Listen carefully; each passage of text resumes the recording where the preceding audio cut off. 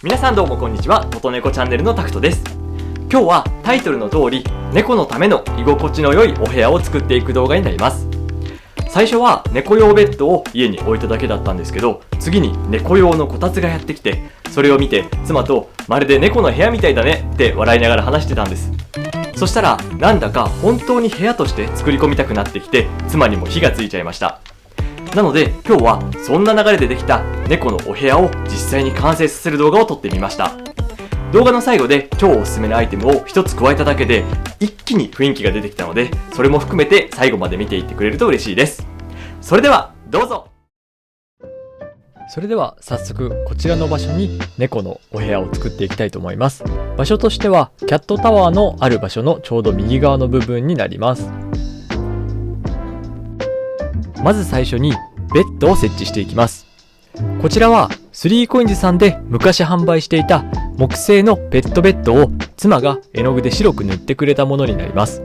そしてその上にはジェラートピケさんのベビモコお布団セットを置いてみたんですけど、こちらがシンデレラフィットして、もうまさしく猫のためのベッドのようになってます。妻のセンスに脱帽です。それではペットベッドを設置していきます。床が寒いと思うので冬安心して越せるようにカーペットも引いてみました。続いてはペットこたつのご紹介です。以前動画でもご紹介させていただいたんですが、優しい木の色だったんですけど、部屋に合うように妻が白く色を塗ってくれました。作業風景はこんな感じです。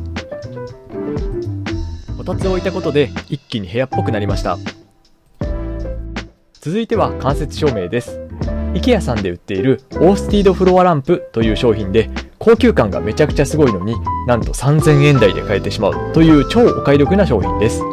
設置して電気をつけてみるとこんな感じ。一気にムードが出てきました。続いては 3COINS さんのドアストッパーフラワーという商品です。インテリアとしてもおすすめなんですが、1kg あるのでドアをしっかり開けたままその状態を保持してくれるようなストッパーの役割も担ってくれます。ベッド脇に置いてみました。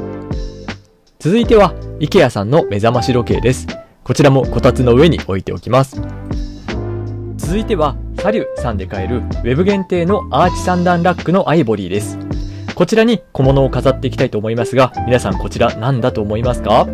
実はこちら妻の母がやっているハンドメイドのオーダーメイド作品なんです。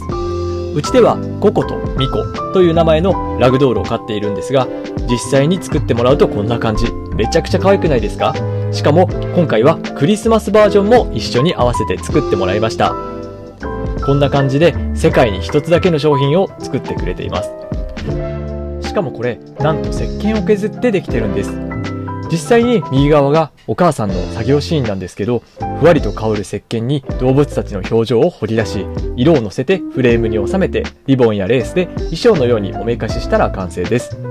同じ子は一人もいない全て一点物で、うちのペットのために作ってくれたそれぞれ世界に一つの作品になっています。こんな感じに並べると部屋がふわっといい匂いがしてめちゃくちゃ可愛くて最高です。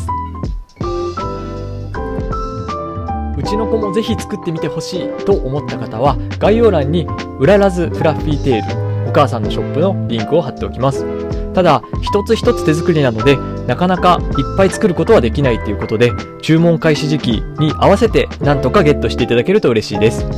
置いてみるとこんな感じ。めちゃくちゃ部屋が彩り豊かになりました。続いては先日フランフランで購入したクリスマスツリーを飾っていきます。これでクリスマスもバッチリです。いよいよクライマックスです。ディンプレックスさんの電気暖炉をご紹介します。こちらディンキーストーブというモデルの中でも一番機能がシンプルで一番価格が安いモデルになっています。なので背面に3つしかボタンがついていないものになっていて、一番左からメインスイッチ、真ん中がヒータースイッチの1番、右側がヒータースイッチの2番になっていて、一番左側のボタンを押すだけではヒーターは作動しません。疑似炎が作動するだけになってます。そして真ん中のボタンを押すと弱、一番右側を押すと強でヒーターを入れることができるようになっています。これもうめちゃくちゃリアルじゃないですか。まるで本当に火がついてるようで、しかもヒーターを作動させなくてもこの光の演出だけを見ることができるっていうのがめちゃくちゃ良かったです。あと上側が熱くならないので猫が乗っても安心だなというふうに思いました。はい、こんな形でめちゃくちゃ可愛い商品じゃないですか。実際に設置していきます。こんな感じで一番主役に置いてみると一気に部屋が暖かく雰囲気が出てきました。ちなみに横の距離、後ろの距離はしっかりヒーターを使うときには離してご使用ください。トトネコ。はい。では実際に設置をしてみて、うちの猫ちゃんたちの反応を見ていきたいと思います。もうココちゃんが早速興味津々で、もう炎に首を突っ込んじゃうんじゃないかぐらい近づいてますね。でも疑似暖炉だから、で、ヒーターもオフにしてあるので、安心して近づいてくれてるんだと思います。はい。次にですね、もうミコちゃんも興味津々でやってきました。部屋全体めちゃくちゃいい感じじゃないですか？なんかこう照明の感じとか暖炉の感じとか、実際これヒーターじゃないんであったかさ出てないんですけど、なんかもう見た目だけであったかく感じますよね。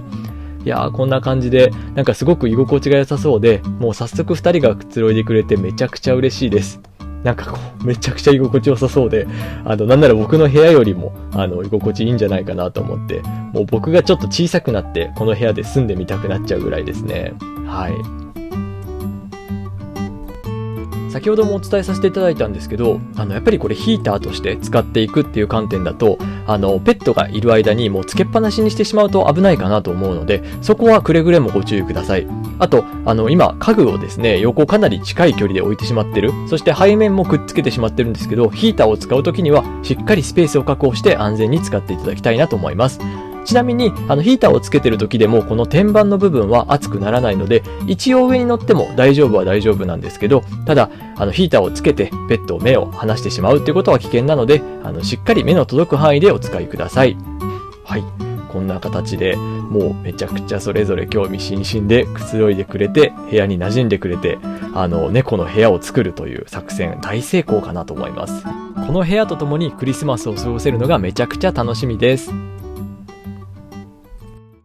皆さん、ここまで動画をご視聴いただきありがとうございました。お部屋を作ってみて猫が落ち着ける場所ってあったかさだけじゃなくて空気感とかそういうものもめちゃくちゃ大事なんだなと思って、無理に使わせるんじゃなくてここがいいって猫が決めてくれた感じがして、それが一番嬉しかったかもしれません。正直猫の部屋を作ったはずなのに、家の中で一番落ち着く場所になったのは多分人間の方です。でもそれくらい居心地がいいってことなら、この部屋は大成功かなというふうに思っています。また猫との暮らしの中でいいなと思ったことや整えてよかったものを少しずつ動画にしていく予定です。もし同じように猫と暮らしている方がいたら、この動画が何かの参考になったりちょっとしたきっかけになっていれば嬉しいです。